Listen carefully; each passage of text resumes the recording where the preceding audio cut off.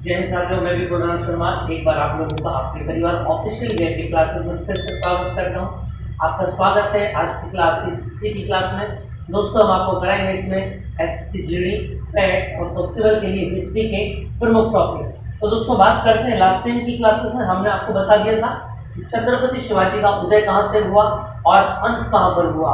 जैसा कि हमने लास्ट टाइम आपको बताया था कि छत्रपति शिवाजी ने अपने कार्यकाल में सभी कार्य को करने के पश्चात यानी अपनी मृत्यु से 6 वर्ष पहले सन 1674 में क्या किया गया था, उनका राज्याभिषेक किया गया था, बिल्कुल अंतिम समय से कुछ समय पहले। और 1680 में उनकी मृत्यु हो गई थी। अब बात आती है छत्रपति शिवाजी महाराज की मृत्यु के पश्चात गद्दी पर कौन बैठे। तो बच्चा, हमारा सवाल स्टार्ट होता है कहां से, देखेंगे आप ध्यान से। छत्रपति शिवाजी महाराज के उत्तराधिकारी कौन कौन होंगे उत्तराधिकारी, ये हमको बताना है ना। तो देखेंगे अगर हम बात करें तो इनके बाद गद्दी पर कौन आते हैं भैया, याद रखेंगे आप, इन्हीं के सुपुत्र आते हैं कौन, संभाजी आते हैं। कौन आते हैं, ध्यान रखेंगे आप, संभाजी आते हैं और उनका कार्यकाल जो है संभाजी महाराज 1680 में बैठेंगे गद्दी पर और मात्र 89 तक के लिए गद्दी पर बैठेंगे। ठीक है। इनके पराक्रम की जो विशेषताएं तारीखें थी वो चारों ओर फैली हुई थी, क्योंकि बहुत ही कम उम्र में इन्होंने गद्दी पर बैठना शुरू कर दिया था, लोगों की समस्याएं सुननी शुरू कर दी थी और उनके समाधान भी देने इन्होंने प्रारंभ कर दिए थे। देखिए जरा बात करें इनके बारे में तो इनकी माता कौन थी भैया, अगर हम बात करें माता के बारे में तो माता थी साईबाई और पिता तो हमको पता ही है शिवाजी।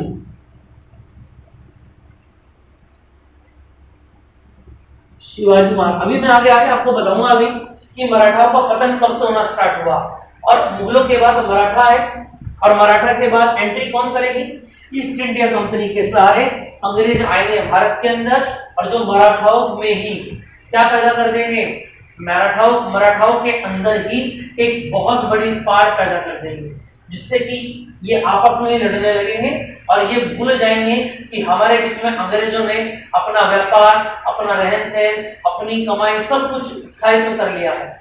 और जब तक इन मराठाओं की आंखें खुलेगी तो स्टूडेंट्स आप याद रखेंगे तब सब कुछ इनके हाथों से जा चुका होगा, क्योंकि तो बहुत बड़ी कंपनी ईस्ट इंडिया कंपनी की स्थापना भारत के अंदर हो चुकी होगी। तो बात करते हैं आगे। अगर हम बात करें माता साईबाई हो जाती है और पिताजी की बात करें तो शिवाजी महाराज होता है। ठीक है। सलाहकार अगर हम देखें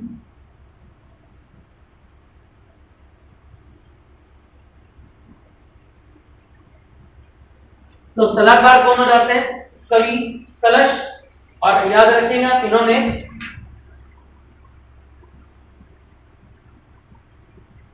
रचना की अगर हम बात करें तो रचना कौन कौन सी याद रखना,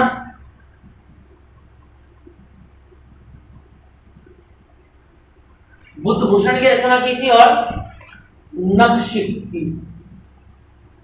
कई बार पूछ लिया जाता है कि इनका ये जो रचनाएं हैं, इनका जो रचनाएं कंप्लीट की गई थी या जो लिखी गई थी ये किसके कार्यकाल में लिखी गई थी, तो याद रखना छत्रपति तो मराठाओं के कार्य साम्राज्य में और किसके कार्यकाल में, संभाजी महाराज के कार्यकाल में ये बुद्ध भूषण, ये पूछा जाता है कई बार, बुद्ध भूषण लिखा गया था।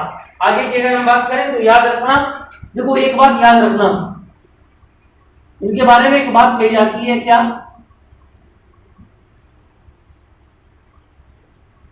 कि भैया संभाजी महाराज 13 वर्ष की आयु में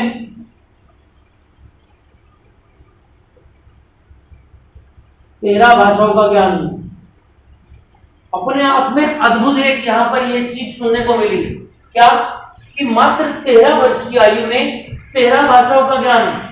और देखो उस समय के प्राचीन समय से और मराठा काल तक पहली बार ऐसा शासक देखा गया था जनता के द्वारा कि जिसमें शस्त्र और शास्त्र दोनों का जो मिक्सअप हो वो उच्च सीमा का हो। जहां तक कि अब तक जो देखा गया था, जिसको शस्त्र आता था शास्त्र में 0 था, जिसको शास्त्र आता था वो शस्त्र चलाने में 0 था। लेकिन शिवाजी महाराज, जो संभाजी महाराज थे, इनको इस तरीके से ट्रेंड किया गया, किसके अंडर पे याद रखेंगे आप, कवि कलश, है ना। तो याद रखना, इनको इस तरीके से ट्रेंड किया गया कि मात्र 13 वर्ष की आयु में कितनी भाषाओं का ज्ञान इन्हें हो चुका था, याद रखेंगे आप 13 भाषाओं का, ठीक है। और याद रखना 1689 में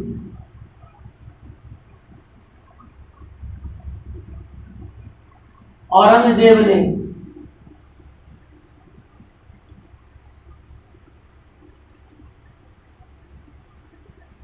इनकी मृत्यु कराई। इस बात को आप याद रखेंगे, ठीक है। और इनके पुत्र का जो नाम था, याद रखना, पुत्र का जो नाम था वो आगे एंट्री करेंगे, यहां पर ध्यान रखना। तो पुत्र का नाम था शाहू जी। समझ में आ गई बात। संभाजी महाराज की मृत्यु के पश्चात 1689 में अगर गद्दी पर बैठाने की बात आएगी तो याद रखना, गद्दी पर शाहू जी को नहीं बैठाया जाएगा, इनके जो चाचा के बेटे थे उनको आके लाया जाएगा। और उसके बाद गद्दी पर कौन आएंगे, आने तो शाहू जी ही है गद्दी के ऊपर। समझ में आ गई बात। देखो बच्चे, यहाँ भी कुछ समय के बाद गद्दी का खेल चलने लगेगा। मराठाओं के पतन का सबसे मुख्य कारण आप जानते हैं क्या था, अभी तो उधर चल रहा है बढ़िया। संभाजी महाराज ने छत्रपति शिवाजी के अनुरूप ही शासन किया, अति उत्तम सीमा का, शिकायत का मौका ही नहीं दिया जनता को, कोई ऐसा कार्य नहीं किया जिसकी वजह से नजरें झुकानी हो। लेकिन इनके बाद से जितने भी शासक आने लगे, छत्रपति नहीं बन पाए। सबसे बड़ा पतन का कारण क्या था, ऐसा कहा जाता है कि कुछ समय के बाद मराठाए भी मुगलों की तरह गद्दी खेलने लगे थे। कभी गद्दी पर बाप, कभी भतीजा, कभी भांजा, कभी बेटा, और आपस में युद्ध करने लगे थे गद्दी के लिए। मैं भी आगे कराऊंगा आपको, है आज इसको करा देंगे हम, काफी सारा कंप्लीट करा देंगे, ठीक है। समझ में आ गया। तो पुत्र का नाम कौन था, शाहू जी। हालांकि गद्दी पर नहीं बैठेंगे, अगर ये नहीं बैठेंगे तो गद्दी पर कौन बैठेगा। देखो एक बात और याद रखना, क्या आपने याद होगा अष्ट छाप बनाई थी छत्रपति शिवाजी ने, उस अष्ट छाप को नष्ट कर दिया था।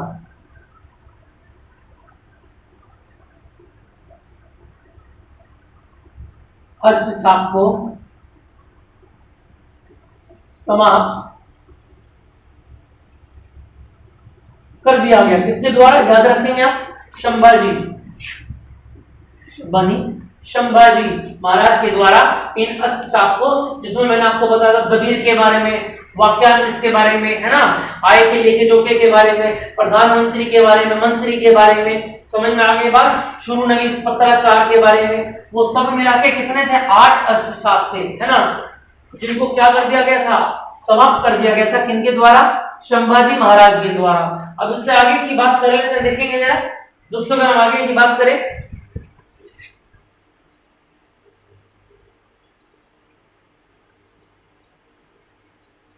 पहले कौन थे, छत्रपति शिवाजी महाराज, उसके बाद कौन आते हैं, याद रखना सेकंड पर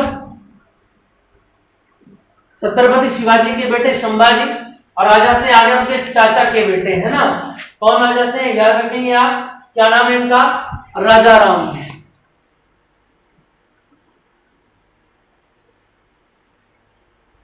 अब ये गद्दी पर बैठेंगे और कितने समय के लिए बैठेंगे, इसको भी आप ध्यान देंगे।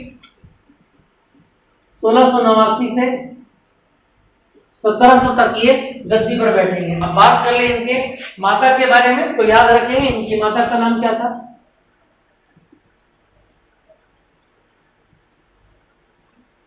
सोयराबाई। राजा राम की माता का नाम क्या था भैया, सोयराबाई था, इस बात को आप याद रखेंगे। पत्नी का नाम क्या था,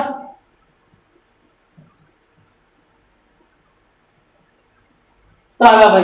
पत्नी का नाम क्या था, ये तीसरे छत्रपति थे, याद रखना।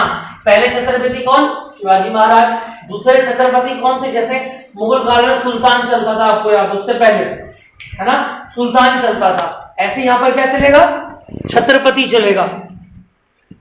और आगे जाके जब मराठाओं को विभाजित कर दिया जाएगा, समझ में आ रही है बात? ठीक है, तो याद रखेंगे आप, वहां क्या चलेगा, वहां पेशवा चलेगा। क्या चलेगा? मराठाओं को ही जब विभाजित कर दिया जाएगा तो वहां क्या चलेगा, पेशवा बाजीराव वहां पर आरंभ हो जाएगा। वहां पर राजा को राजा ने क्या कहा जाएगा, पेशवा कहा जाएगा।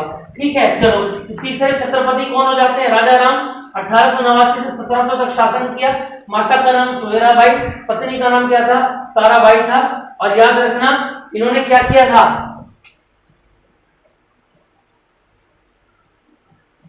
अगर मैं राजधानी की बात करूं तो राजा राम ने क्या किया गया था, राजधानी को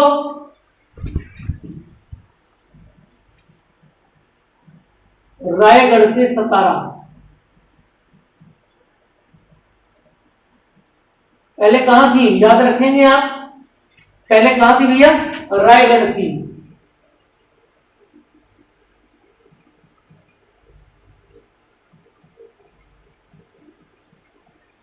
छोटे छोटे पॉइंट पढ़ने इनके बारे में, बाकी मेन जो था उसको मैंने आपको एक्सप्लेन करके करा दिया था।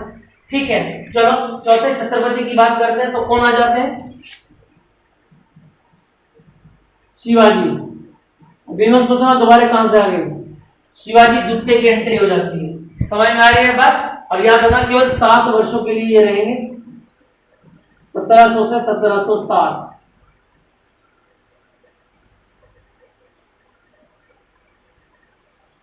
केवल इतने कार्यकाल के लिए काम करेंगे। समझ में आ रही है? और याद रखना ये कौन थे, ये राजा राम, इनके पिता जो थे वो कौन थे, राजा राम, ऊपर वाले। समझ में आ गई बात? चले जरा। और याद रखना इनकी जो संरक्षिका थी वो कौन थी, इनकी दादी। और दादी का नाम कौन है इसका, ताराबाई। भाई इनका पुत्र है तो ये इनकी जो पत्नी है वो क्या बनेगी, इनकी, याद रखना। ठीक है, समझ में आ गई बात? चलो संरक्षिका ताराबाई। ठीक है, चलिए जरा आगे की अगर हम बात करें तो याद रखना, अब याद रखना इन्हीं के समय में 1707 में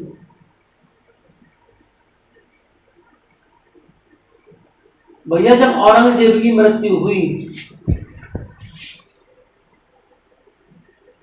देखना जरा, औरंगजेब की मृत्यु कब हुई, 1707 में। और 1707 में राजा कौन थे, यही थे समय शिवाजी की मृत्यु, सॉरी औरंगजेब की मृत्यु शिवाजी द्वितीय के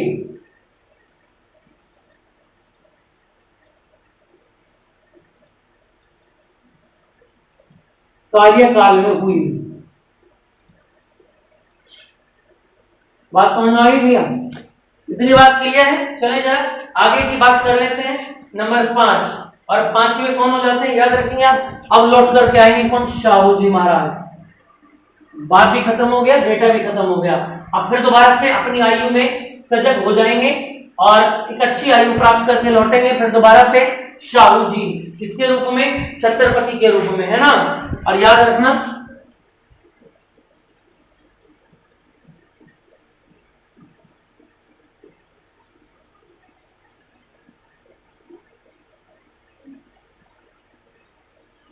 शाहू जी महाराज, ठीक है। और 1707 में गद्दी पर बैठेंगे और कब तक रहेंगे, 49 तक रहेंगे। बात समझ में आ रही है? 1707 से 1749 तक ये गद्दी पर बैठेंगे। चलिए जरा इससे आगे की अगर हम बात करें, याद रखना शाहू जी की अगर हम बात करें तो उत्तराधिकारी, इन्हें बहुत संघर्ष करना पड़ा था गद्दी प्राप्त करने के लिए। देखो कब से प्राप्त करने के लिए, 1689 से लेके और 1707 तक, इतने समय में इनको क्या करना पड़ा था, संघर्ष करना पड़ा था। और संघर्ष के बाद भी इनको जो गद्दी मिली थी वो किसने मिली थी,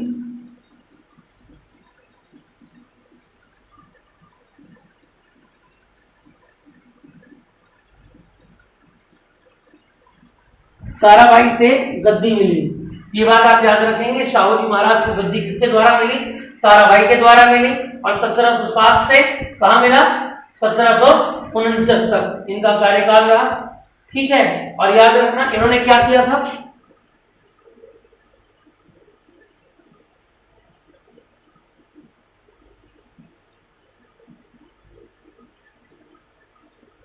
ऐसा करने के लिए शाहू जी महाराज ने, याद रखना, किनकी मदद ली थी? बालाजी विश्वनाथ की मदद ली।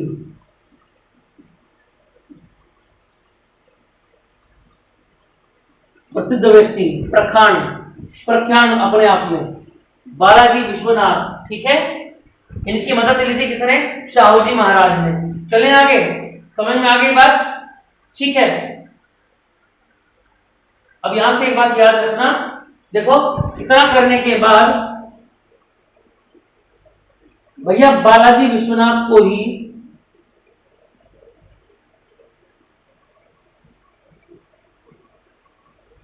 इनकी मदद से जीता, और इन्हीं को क्या कर दिया शाहू जी महाराज ने?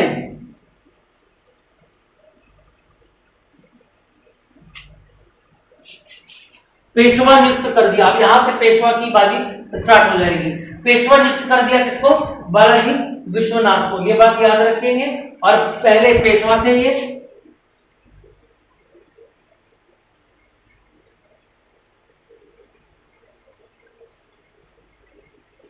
जिनका कार्यकाल कितना रहा याद रखेंगे आप, 1707 से 1720 तक, ठीक है। और कहां रहे ये? मराठा साम्राज्य।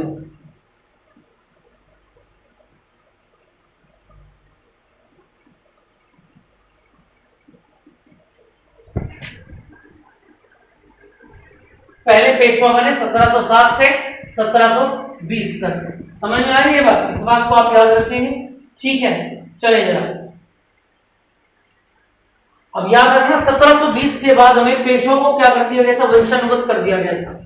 ये आप याद रखिए। समझ में आ गया आपको? चलो यहां से एक बात आप ध्यान रखेंगे, क्या?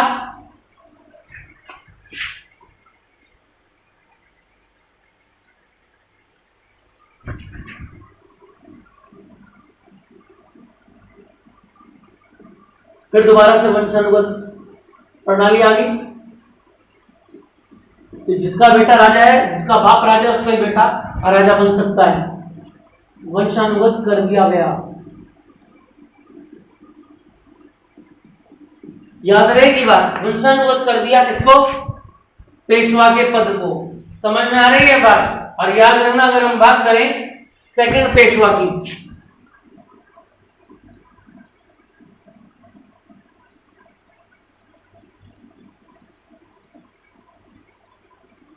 तो सेकंड पेशवा कौन बनेंगे? याद रखना, बाजीराव प्रथम।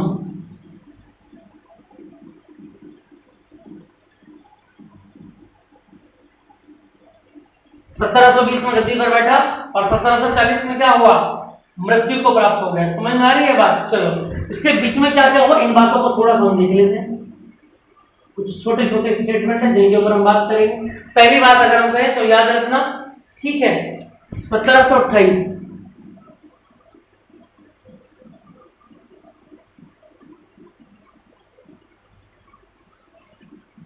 1728 में युद्ध हुआ। कहां पर? याद रखना, हैदराबाद में, ठीक है। सॉरी, ये बालखेड़ में हुआ था। 1728 में बालखेड़ के युद्ध में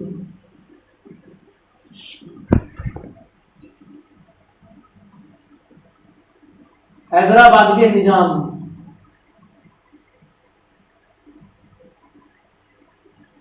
को हराया।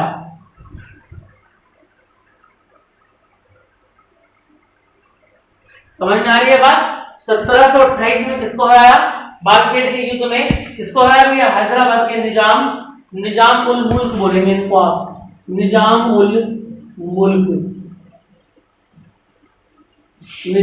मुल्क को हराया। समझ में आ रही है बात? चलो, और 1728 में क्या जीता?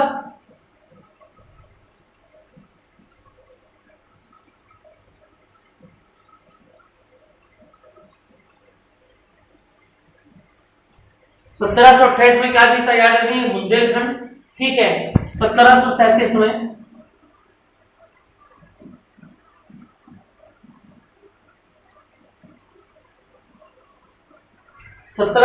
में क्या हुआ? दिल्ली अभियान जारी हुआ, क्योंकि ये लोग दक्षिण से किस तरफ को चल दिए थे? दिल्ली की ओर को चल दिए थे। समझ में आ रही है बात? अगर हम बात करें बच्चा, देखना जरा यहां से,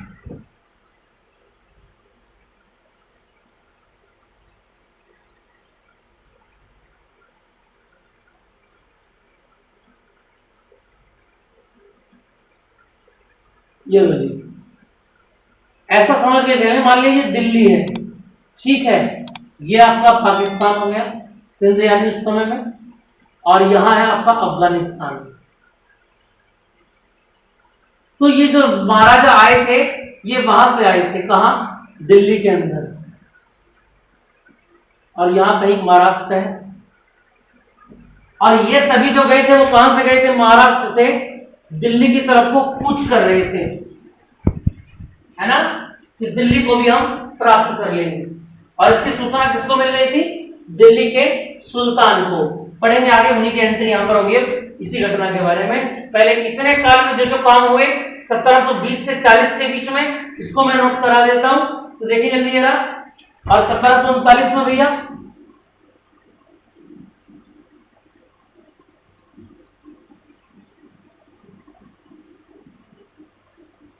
1739 में पुर्तगाली हराए, ठीक है, और हराए किस वजह से? याद रखना, बसेन की संधि यहीं पर हुई।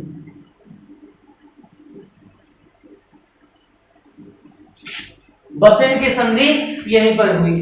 इससे आगे की अगर मैं बात करूं, ठीक है, चलो, बाजीराव प्रथम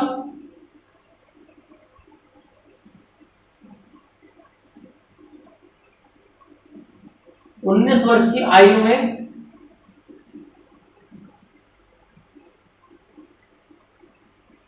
गद्दी पर बैठे थे।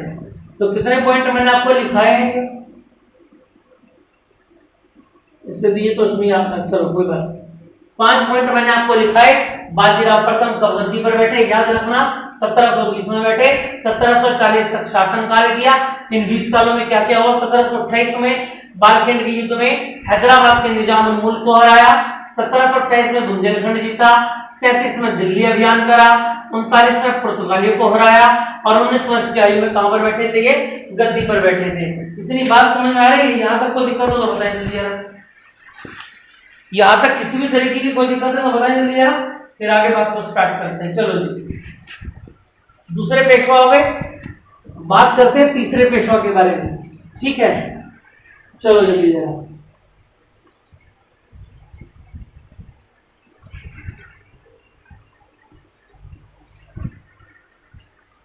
देखें भैया, अगर मैं बात करूं तीसरे पेशवा की, ठीक है, तो तीसरे पेशवा कौन होते हैं? याद रखना, जो भी अभी मैंने आपको बताया, ठीक है, बालाजी बाजीराव,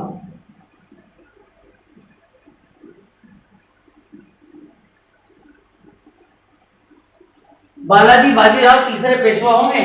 और याद रखना 1740 में आएंगे और भैया 61 में चल देंगे। समझ में आ रही है बात? बालाजी बाजीराव 1740 में आएंगे और 1761 में चल देंगे। इनके बारे में अगर हम बात करें तो याद रखना भैया, यही वो समय था जहां पर एक भीषण युद्ध लड़ा गया जिसका नाम था पानीपत का तृतीय, दूसरे वाला इब्राहिम लोधी वाला था। चलो, पानीपत का तृतीय युद्ध, ठीक है। तो देखो, अगर मैं बात करूं तृतीय युद्ध के बारे में तो याद रखना कब लड़ा गया ये, देखो जरा, अगर इसके बारे में बात कर दूं, 3 युद्ध लड़े गए, पहला, दूसरा और तीसरा। तो तीसरा लड़ा गया क्या, कब याद रखेंगे आप? 14 जनवरी 1761 को। ये इनका टाइम ड्यूरेशन रहा जिस पर ये लड़ा गया था, ठीक। चलो, अब देख लेते हैं किस किस के बीच में लड़ा गया और भैया पार्टी क्या क्या थी। भाई मेरी और तुम्हारे, अगर मेरे सामने मेरी और मेरे दोस्त की लड़ाई होगी तो क्या हम दोनों लड़ेंगे? नहीं, 4 मैं लेके आऊंगा अपने साथ और 4 ही वो लेके आएगा अपने साथ। समझ रहे मेरी बात को? तो ये 4 कौन कौन थे, इनको नोट कर लेते हैं। तो बात करें, हम देखिए जरा, भाई एक साइड का कौन थे? मराठा। और मराठा की जो लड़ाई थी वो कहां थी? याद रखना,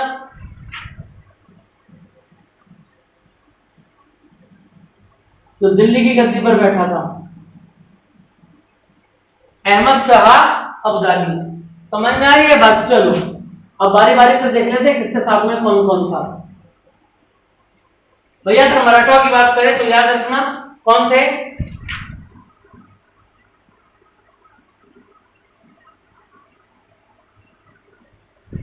सदाशिवराव भाऊ,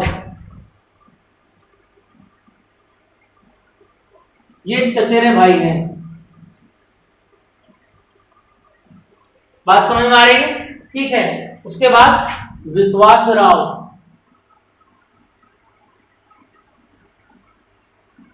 और ये विश्वासराव किसके पुत्र है याद रखना, बालाजी के पुत्र। इनके साथ में रखा गया था सदाशिवराव भाऊ को। समझ में आ गई बात? और इनके साथ में और कौन था याद रखेंगे अपना, इब्राहिम गर्दी, जिसके पास एक बहुत बड़ा तोप खाना था। इसको लेने का भी उद्देश्य में यही था। समझ में आ रही है बात? और तीसरे कौन थे?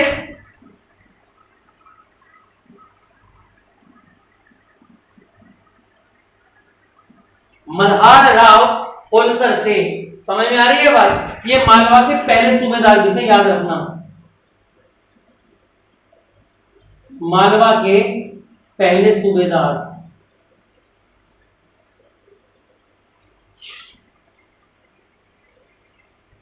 तो चार नाम ये ध्यान रखेंगे आप, कौन कौन से मैंने आपको बताए, याद रखना। सदाशिवराव भाऊ, विश्वासराव, इब्राहिम गर्दी, मल्हार राव होलकर। बात कर लेते हैं अहमद शाह अब्दाली के साथ कौन थे, तो याद रखना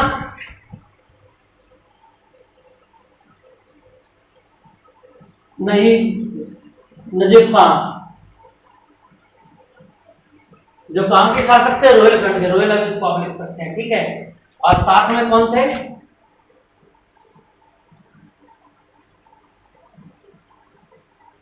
शुजाउद्दौला।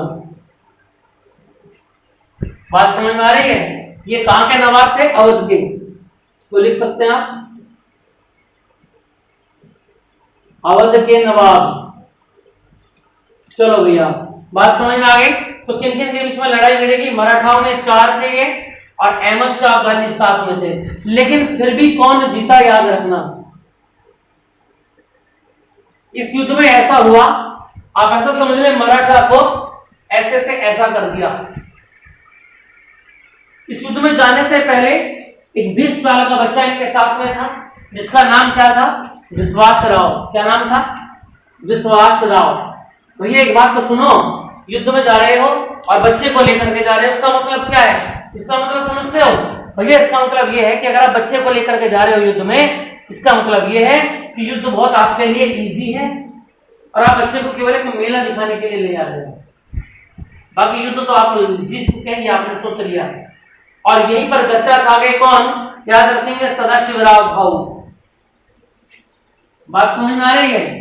ठीक है। अब उस समय में ऐसा कहा जाता है क्या कि भैया अगर यहां पर इस बच्चे को ना ले जा करके रघुनाथ राव को ले जाया हुआ होता।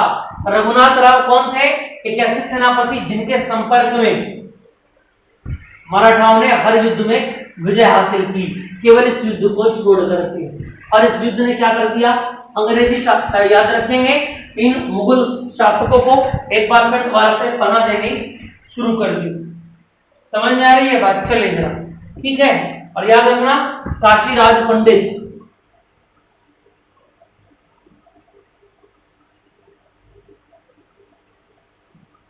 कौन थे ये याद रखेंगे। ये कौन थे? पानीपत का तृतीय युद्ध के साक्षी।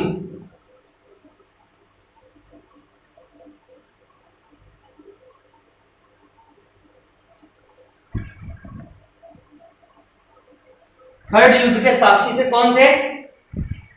याद रखेंगे, काशीराज पंडित। इतनी बात समझ में आ रही है?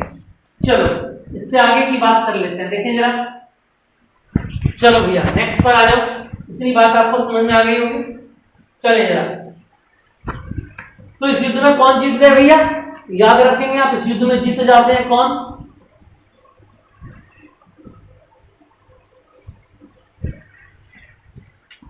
याद रखना, ठीक है। अब्दाली जीत जाते हैं, ठीक। चले जरा,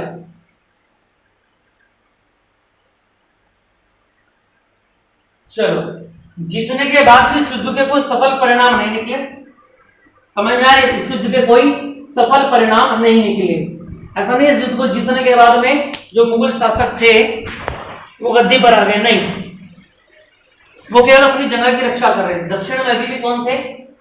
छत्रपति ही थे, और एक के बाद एक छत्रपति आते जा रहे हैं। कौन कौन आए देखिए आप।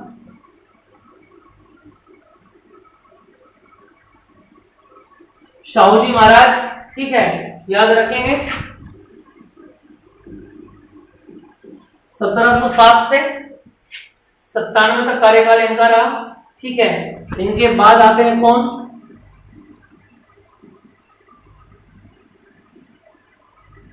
शाहू जी सेकंड आ जाते हैं, ठीक है।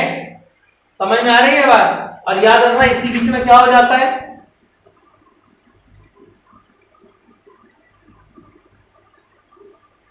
माधवराव, अभी बताया था, माधवराव की भी क्या हो जाती है भैया? मृत्यु हो जाती है। कब हो जाती है? 1772 में। समझ में आ रही है बात? इसके बाद की अगर मैं बात करूं तो याद रखना, और ये रघुनाथ जो थे ये माधवराव के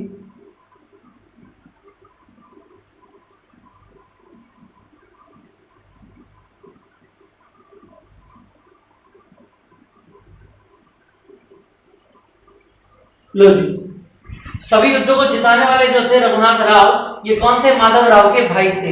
समझ में आ गई बात? इतनी बात क्लियर है? चलो, अब इतना सब कुछ होने के बाद रघुनाथ राव को देखा गया कि भैया मैंने इतना लंबा कार्यकाल मराठाओं के लिए निकाल दिया और मुझको अभी भी सुख नहीं मिला, तो एक काम कर लेता हूँ, गद्दी पर कौन बैठ जाता हूँ? भैया रघुनाथ राव ने सोचा मैं ही बैठ जाता हूँ। भैया जितना भी समय बचा है एक बार गद्दी का भी देख ले कि गद्दी पर बैठ करके कैसा लगता है। चलो जी, लेकिन इनके नसीब में गद्दी थी नहीं भैया। भाई जो नसीब में नहीं है उसको करेंगे कैसे? आप प्रयास भले कर सकते हैं, है ना, लेकिन प्रयासों के आधार पर भी नसीब को बदला जा सकता है।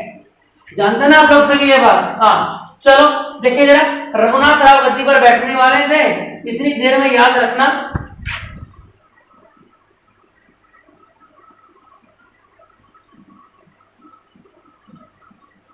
माधवराव के पुत्र कौन है? नारायण राव।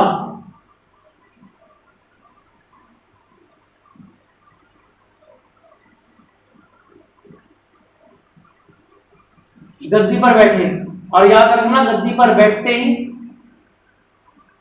भैया रघुनाथ राव ने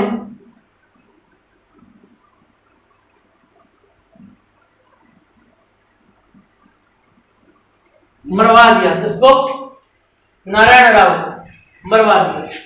बात समझ में आ रही है? ठीक है, चलो उसने सोचा अब तो मेरा रास्ता साफ हो गया, ठीक है भैया। और नारायण राव के मरने के बाद उसकी जो विधवा थी,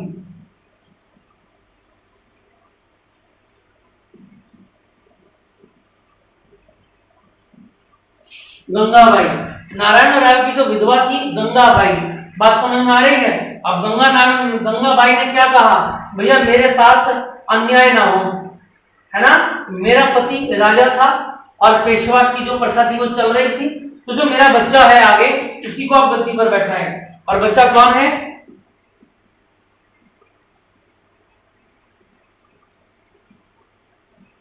माधवराव नारायण द्वितीय को गद्दी पर बैठाया गया। और इसी बात को सोच रहे थे कौन?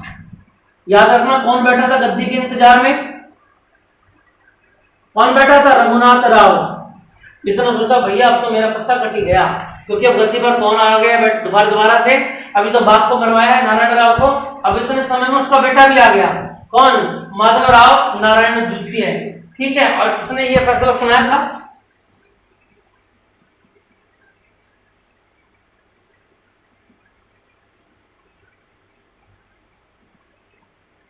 ये सब कुछ कराने में याद रखना नाना फडणवीस ने इसकी मदद की थी। समझ में आ गई बात? और इन सब से नाराज होकर के रघुनाथ राव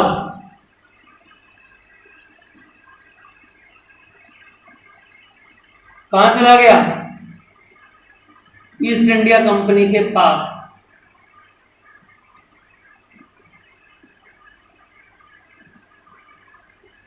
मदद मांगने के लिए चला गया। 1707 से 97 में ना, बीच में तो ईस्ट इंडिया कंपनी आ गई थी भारत के अंदर, और उसी के पास मदद मांगने कौन गया? रघुनाथ राव। देखो अब मैंने आपको बताया था मुगलों के मराठाओं के पतन का मुख्य कारण क्या था? गद्दी था। देखो अब यहाँ लोगों ने, अब लोग समझने लगे थे कि मराठा छत्रपति शिवाजी राव वाले मराठा नहीं है, संभाजी महाराज वाले मराठा नहीं है, शिवाजी महाराज वाले मराठा नहीं है। अब कुछ गड़बड़ी आने लगी, मिक्सचर आने लगा, ऐसा समझ में आया। एक ऐसा मिक्सचर जो गद्दी के लिए भैया इसको ही मरवा दिया। ये किसकी नीति है? गद्दी के लिए अपनी भाई अपने बेटा को मरवा देना, ये नीति है मुगलों की। और यही नीति को अपनाना प्रारंभ कर दिया मराठाओं ने, जो सबसे बड़ा इनके पतन का कारण बना। आप समझ रहे हैं मेरी बात को? इनके पतन का सबसे कारण पता, बड़ा कारण क्या था? याद वैसे तो बहुत सारे कारण थे, लेकिन मुख्य कारण क्या था कि प्रजा को दिख गया था भैया कि मराठाओं की नजरों में अब गद्दी ही सब कुछ है, उनको प्रजा से कोई लेना देना नहीं है, उनको बस गद्दी चाहिए। और ये बात स्टार्ट हुई थी कहां से? रघुनाथ राव से, जिसने मरवा दिया था नारायण राव को केवल गद्दी के लिए। समझ में आ रही है बच्चे लोग? अब यहां से नई बात स्टार्ट होती है। 3 युद्ध हुए,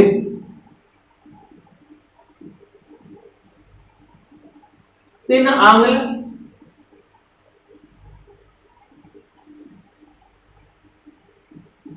मराठा युद्ध। क्योंकि अब बीच में कौन आ गए?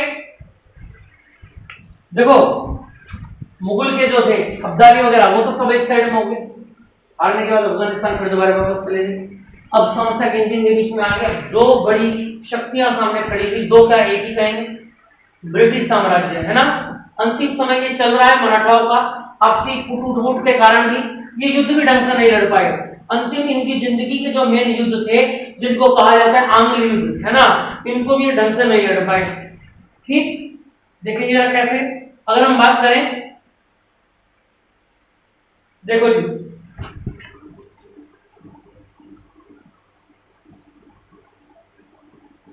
प्रथम आंग्ल युद्ध कब से कब तक चला? अगर इसके बारे में अगर हम बात करें तो याद रखना 1775 से 82 तक चला। समझ में आ रही है बात? ठीक है, क्लियर है? और याद रखना यहां पर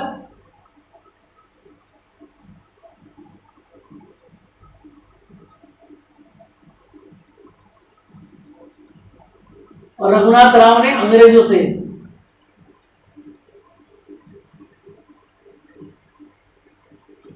संधि भी कर ली थी। और कौन सी संधि करी थी? याद रखना सूरत संधि, जिसको मराठाओं ने लूटा था। याद है ना आपको? बार बार लूटा था 66 में और 70 में। समझ में आ रही है बात? चलिए जरा सूरत संधि के आगे की अगर हम बात करें तो याद रखना इस युद्ध को कौन जीते? इस प्रथम आंग्ल युद्ध को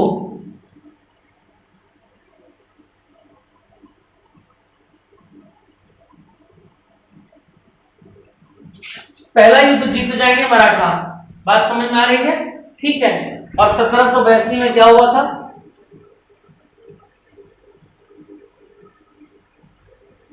सलवाई की संधि हो गई, उसके बाद ये युद्ध जीते थे। अगर हम बात करें इस युद्ध में नेतृत्व की, तो मराठाओं की तरफ से जो नेतृत्व किया था वो किसने किया था? याद रखना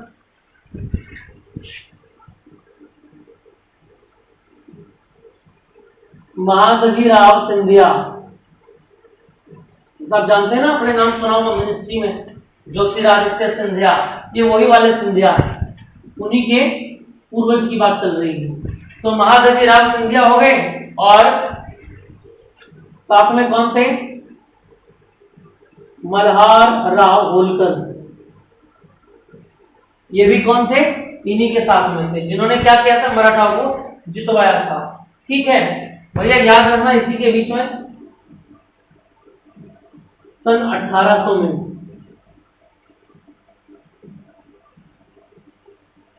नाना फडणवीस की मृत्यु हो गई।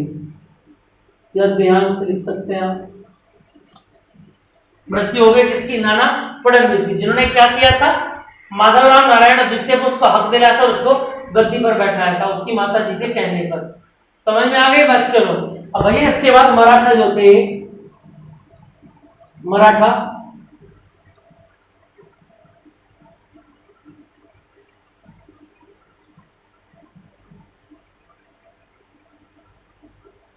विभाजित हो गए। कैसे कैसे विभाजित हो गए देखना जरा। अगर मैं बात करूं,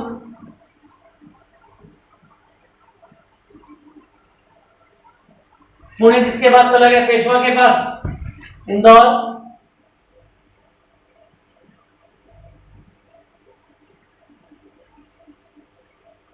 इन्होंने सभी ने हिस्से बांट लिए थे अपने। बात करें नागपुर की,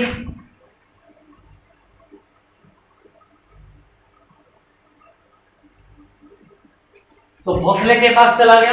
बात करें बड़ौदा की,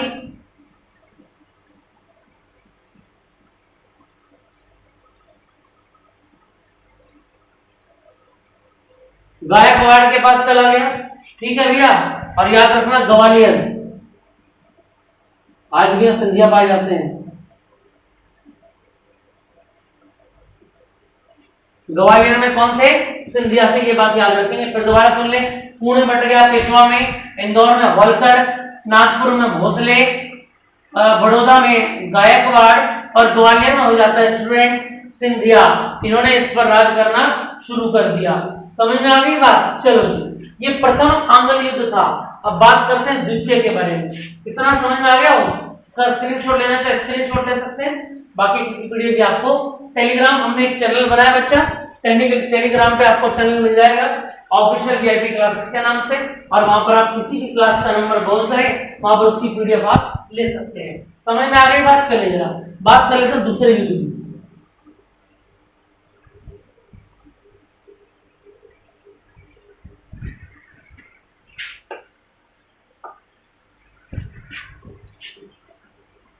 द्वितीय आंग्ल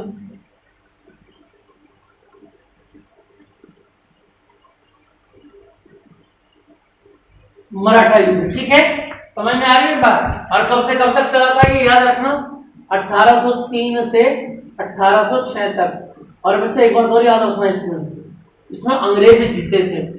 ठीक है, इस युद्ध में कौन जीते थे? अंग्रेज जीत गए थे। क्यों? क्योंकि भैया इससे पहले मैंने आपको बताया ना, समझ में आ रही है बात? नाना फडणवीस के 1800 में मरने के बाद सारे मराठाओं ने क्या कर दिया?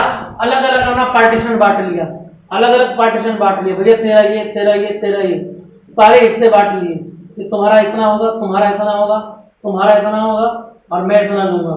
बात समझ में आ रही है? चलो जी। और इससे बढ़ते ही आप जानते हैं जिस चीज में हिस्सा बढ़ जाता है उसे तोड़ना बहुत आसान हो जाता है बच्चा।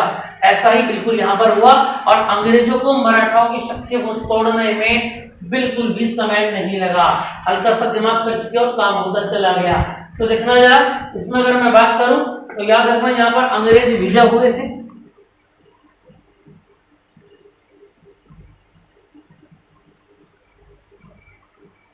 अंग्रेज क्या हो गए थे? जीत गए थे, विन हो गए थे। और 1802 में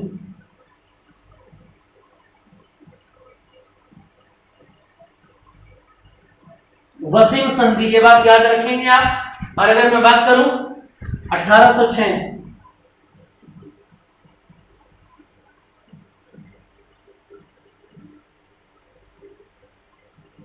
और राजापुर घाट संधि। ठीक है, इस बात को आप याद रखेंगे। चलो जी, अब बात आ जाती है तीसरे आंग्ल युद्ध की। थर्ड आंग्ल मराठा युद्ध। भैया इसमें भी अंग्रेज जीते और इस बार अंग्रेजों ने ऐसा कर दिया कि जैसे श्रीलंका ने इंडिया का हाल कर दिया था क्रिकेट मैच में। समझ रहे मेरी बात को? बिल्कुल वही हाल अंग्रेजों ने यहाँ पर कर दिया था। जितना भी बचा खुदा था सबको उठा के फेंक दिया था। समझ में आ रही है बात? बात करें मात्र एक साल ही चला, 1817 से 1818 तक, और एक साल में सब कुछ तहस नहस कर दिया गया। ठीक है, याद रखना इसी बीच में क्या हुई थी। और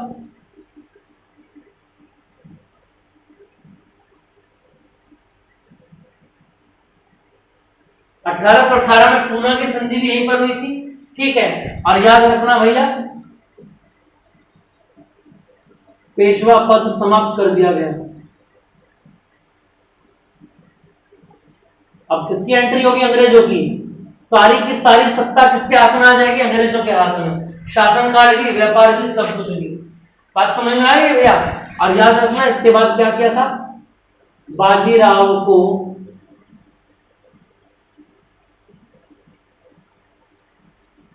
पेंशन देकर। समझ में आ रही है बात? विड्रॉ भेज दिया गया था।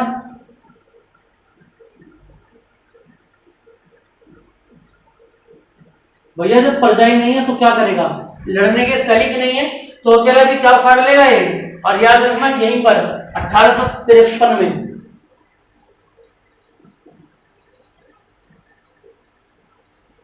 क्या हो जाती है, याद रखना, बाजीराव द्वितीय की मृत्यु हो जाती है।